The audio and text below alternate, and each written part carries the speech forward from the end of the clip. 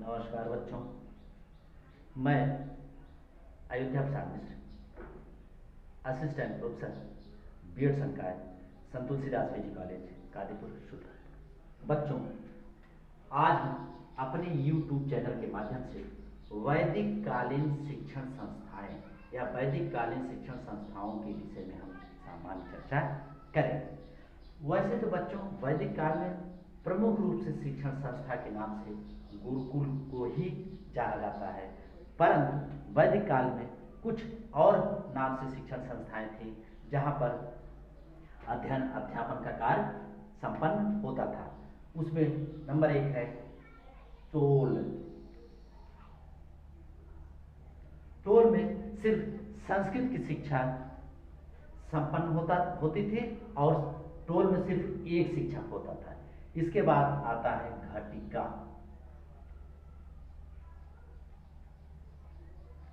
घटिका नामक शिक्षण संस्था में धर्म एवं दर्शन से संबंधित अनेक शिक्षक होते थे और इस घटिका नामक शिक्षण संस्था में सिर्फ और सिर्फ धर्म और दर्शन से संबंधित शैक्षणिक कार्य संपन्न होता था। इसके बाद नेक्स्ट शैक्षणिक संस्था है परिषद। जैसा कि नाम से स्पष्ट है कि परिषद में अर्थात इसमें कई शिक्षक होते हैं और कई विषय पढ़ाए जाते हैं, अर्थात हम ये कह सकते हैं परिषद में अनेक शिक्षक होते थे और विभिन्न विषयों का अध्ययन अध्यापन कार्य परिषद में संपन्न होता है। अगला है विद्यापीठ।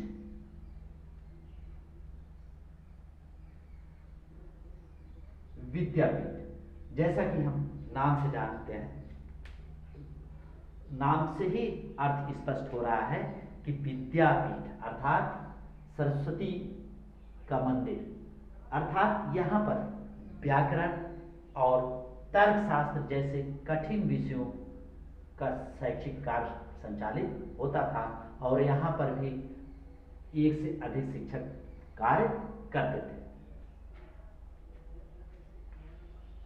परंतु बच्चों, हम इन शैक्षणिक संस्थाओं को विस्तार से न जाकर के हमारा आज का फोकस रहेगा गुरुकुल। गुरुकुल वैदिक कालीन प्रमुख शिक्षण संस्था थी। यहाँ पर गुरुओं द्वारा शैक्षणिक कार्य संपन्न होता था। गुरुकुल प्रकृति की वादियों में स्थित होता था, अर्थात नदियों, झरनों, जंगलों और झीलों के किनारे गुरुकुल स्थित होते थे, जहां पर आबादियों से या कस्बों, शहरों, नगरों से दूर स्थित होते थे। अर्थात कहने का तात्पर्य गुरुकुल का वातावरण एकदम शांत और सुंदर होता था।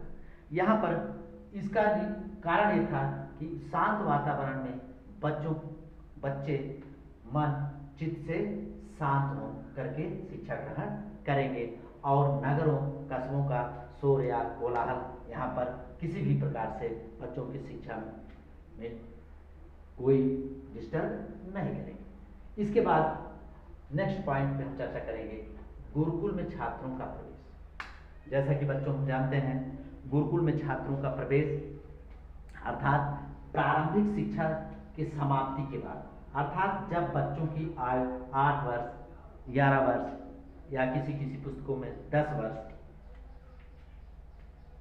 8 वर्ष, 10 वर्ष और कुछ पुस्तकों में 11 वर्ष और 12 वर्ष की आयु, अर्थात ब्राह्मण बच्चों के लिए 10 वर्ष, क्षत्रियों के लिए ब्राह्मण बच्चों के लिए 8 वर्ष, क्षत्रियों के लिए 10 वर्ष और वैश्य के लिए 12 वर्ष आयु निर्धारित किया गया। गुरुकुल में प्रवेश के लिए एक कार्यक्रम या समारोह या ये हम कहें वैदिक काल धार्मिकता से ओतप्रोत था या अध्यात्म प्रधान था, इसलिए सभी चीजें किसी न किसी धार्मिक कार्य के आयोजन के बाद ही संपन्न होता था। तो गुरुकुल में प्रवेश के समय उपनयन संस्कार का आयोजन होता था। उपनयन का शाब्दिक अर्थ होता है समीप लाना, अर्थात किसको समीप लाना, किसके पास समीप लाना, अर्थात अभिभावकों द्वारा बच्चों को शिक्षा ग्रहण करने के उद्देश्य से गुरुओं को समीप लाना। अभिभावक बच्चों को गुरु के समीप शिक्षा ग्रहण करने हेतु लाते थे और उपनयन संस्कार में बच्चों को सर्वप्रथम उनके घर के वस्त्र को उतारकर ब्रह्मचर्य वस्त्र पहनाया जाता था।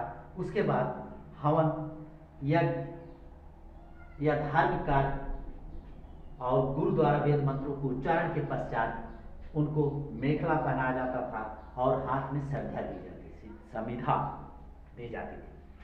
तत्पश्चात इन सब क्रिया करने के बाद बच्चों को गुरुकुल में प्रवेश माना जाता है और उसके बाद बच्चे गुरु के परिवार के रूप में या गुरुकुल के सदस्य के रूप में शिक्षण कार्य ग्रहण करते थे। इसके बाद गुरुकुल में ही अन्य जो कार्यक्रम था वो था परीक्षाएं एवं उपाधियां। इसके अंतर्गत बच्चों को आज की भांति सर्टिफिकेट की कोई व्यवस्था नहीं होती थी।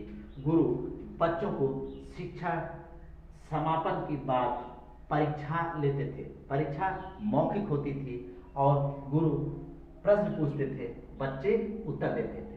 गुरु को संतुष्ट हो जाने के बाद बच्चों को पुनः विद्वत परिषद के समकक्ष या समक्ष, विद्वत परिषद के सामने या समक्ष ले जाया जाता था, जहां पर विद्वानों द्वारा अनेक प्रश्न पूछे जाते थे और संतुष्ट हो जाने के बाद उन्हें प्रमाण दे दिया जाता था कि मतलब इस बालक की या बालकों की शिक्षा संपन्न हुई।